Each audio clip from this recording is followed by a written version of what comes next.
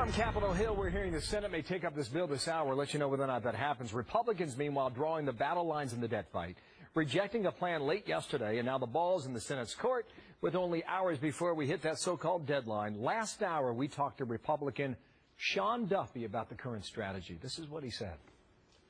We actually have to work within the system and divided government that the electorate gave us and try to stop the progression of these liberal policies and then try to systematically move the country to the right.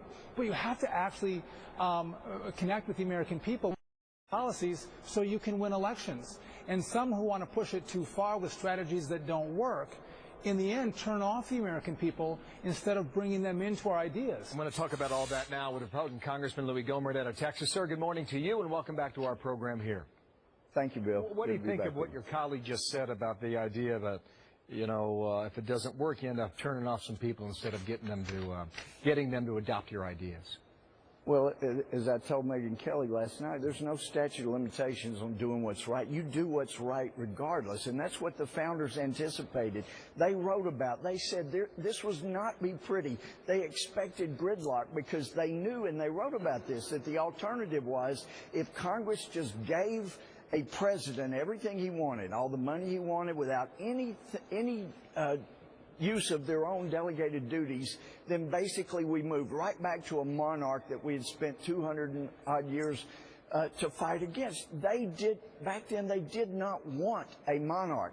And that's why I know that some of my Democratic friends are just ignorant of the history and don't understand how important it is to put our brand of the House and the Senate on a bill. But, Bill, you need to also go back to the shutdown on September 30th at midnight. They already had barricades, cones from New York to California, Utah, Arizona, South Dakota. They had worked out in advance that they were closing these things down. Somebody in the Senate had to have given them the heads up. We're not going to take up anything, and that's the only thing that explains why they would turn down our initial proposal and then compromises, including the one that was just capitulation that night before the shutdown really started. And about a dozen spending measures you passed. Negotiators. Let me just try and cut through this a little bit, too, because what I hear from your answer is that you're not giving up. And whether or not the comes on the floor of the House today, you're still a no vote because it does not contain what you're looking for. So I was begging our leadership last night, at least let's do a CR, give him all the money, but at least treat everybody in the country fairly and say the mandate, let's suspend it for 1 year like the president illegally did with the business mandate. Let's do that for every American if we're doing it for business. How many votes? At least put that on the CR. How many Republicans would support that now? I don't know. I got an email from one of our leaders saying the moderates are firmly against it. They want nothing but just a clean CR. There's no such thing as a clean CR. It's full of pork. It's full of waste, fraud, and abuse. And it means we are giving in to a monarchical form of government. What about the subsidies under Obamacare that members of the administration and members of Congress? I've already said I'm not accepting the subsidies if the American people and everybody doesn't get the same deal. But the question is, that looks like it's going to stand right now, correct? Well, it may. It's really embarrassing, but yeah, it may. I can't abide that. So it's just not right. What was happening in that Republican meeting late yesterday? In the Republican meeting. Yeah, when everybody got together and this was defeated, the latest idea was defeated. Give me a sense of what the discussion was like, what the feeling was like in that room.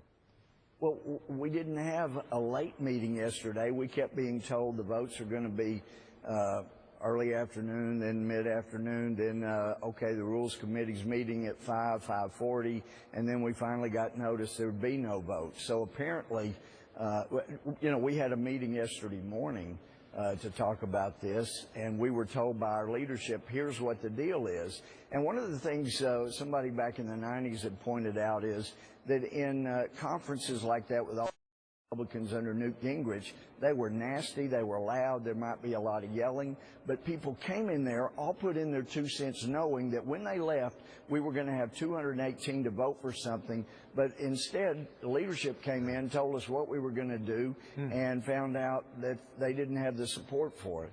Well, you clearly are going to live to fight another day, and we'll see you on that day.